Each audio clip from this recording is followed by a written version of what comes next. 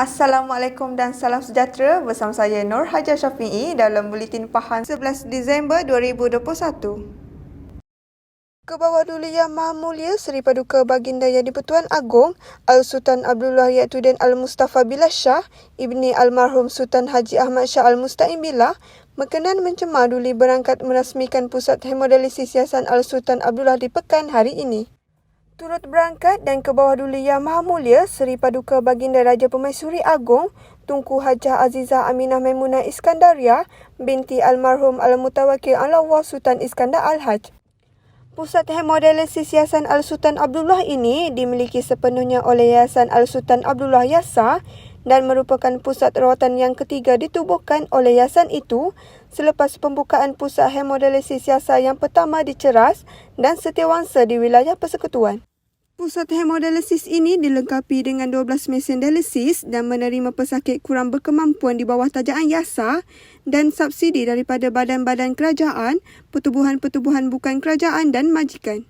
Keprihatinan tinggi Seri Paduka Baginda berdua terhadap pesakit-pesakit buah pinggang kronik dan keperluan perkhidmatan hemodialisis kepada mereka yang tidak berkemampuan, khususnya dari golongan B40 dan A40, telah mendorong kepada penubuhan pusat-pusat hemodialisis bagi membantu meringankan beban kewangan golongan berkenaan.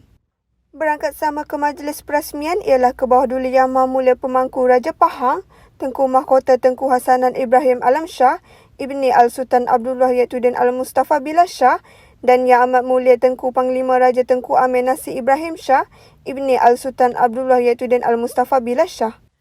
Keberangkatan tiba Seri Paduka Baginda berdua pada jam 11 pagi tadi disambut oleh Yang Amat Berhormat Menteri Besar Pahang, Datuk Seri Haji Marus Diwan Ismail, Yang Berhormat Setiausaha Kerajaan Pahang, Datuk Seri Dr. Salihuddin Ishak dan Pengurusi Jawatan Kuasa Kerja Raya Pengangkutan dan Kesihatan Negeri Pahang, Yang Berhormat Datuk Seri Nozali Sulaiman. Hadir sama ialah Yang Berbahagia Sahibu Samahah Mufti Pahang, Yang Hormat Datuk Seri Dr. Haji Abdul Rahman Haji Osman, Yang Berbahagia Pegawai Daerah Pekan, Yang Hormat Datuk Zaliza Zulkifli dan Yang Berbahagia Ketua Pegawai Eksekutif Majlis Ugama Islam dan Adat Resam Melayu Pahang Muib, Yang Hormat Datuk Ahmad Hairi Husin.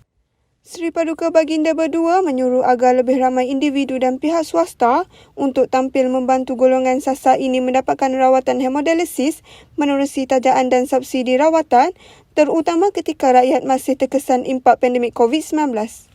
Seri Paduka Baginda berdua juga turut menasihati rakyat untuk sentiasa mengamalkan gaya hidup sihat, mengawal pemakanan harian dan mengelakkan produk-produk yang boleh memudaratkan buah pinggang.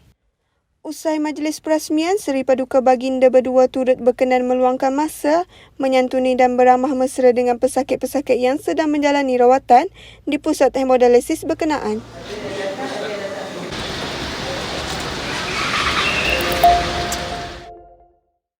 Kerajaan negeri sentiasa menekankan pemilikan rumah mampu milik bukan hanya tertumpu kepada golongan berpendapatan rendah sahaja, malah diperluaskan juga kepada golongan berpendapatan sederhana. Pengerusi Jawatan Kuasa Kerajaan Tempatan dan Perumahan Negeri Pahang Yang Berhormat Datuk Abdul Rahim Muda berkata, ini termasuk projek perumahan rakyat Satu Malaysia Prima Negeri Pahang oleh kerajaan negeri dalam membantu golongan berpendapatan kurang daripada RM10,000 yang memerlukan rumah pertama. Setakat hari ini, kerajaan negeri telah meluluskan sebanyak 186 buah projek Prima Pahang di seluruh negeri dengan bilangan rumah sebanyak 49,375 buah rumah.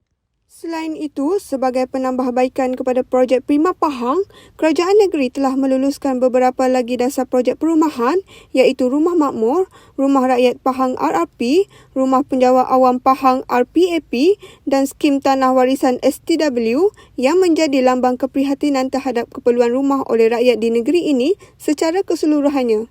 Beliau berkata demikian ketika ditemui Unit Komunikasi dan Media Pahang UKOM selepas menyempurnakan majlis penyerahan kunci projek perumahan rakyat Satu Malaysia Prima Negeri Pahang di Sungai Dua Jaya di Bentong hari ini.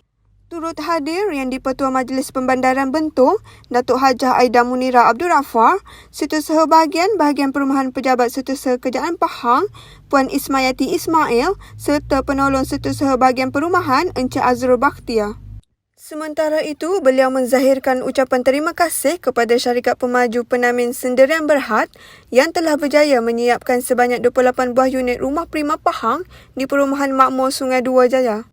Mengulas lanjut, beliau berpuas hati dengan rumah jenis teres 2 tingkat bernilai RM135,000 setiap sebuah yang didirikan di atas kawasan tanah seluas 0.75 hektar. Menurutnya lagi, pertambahan kos ekoran pelbagai faktor turut termasuk dalam penilaian harga semasa oleh kerajaan negeri khususnya bahagian perumahan. Majlis Ugama Islam dan Adat Resam Melayu Pahang MUIP menerima aduan mengenai seorang pesakit terlantar yang memerlukan bantuan di Perumahan Pramujaya 3 di Pekan.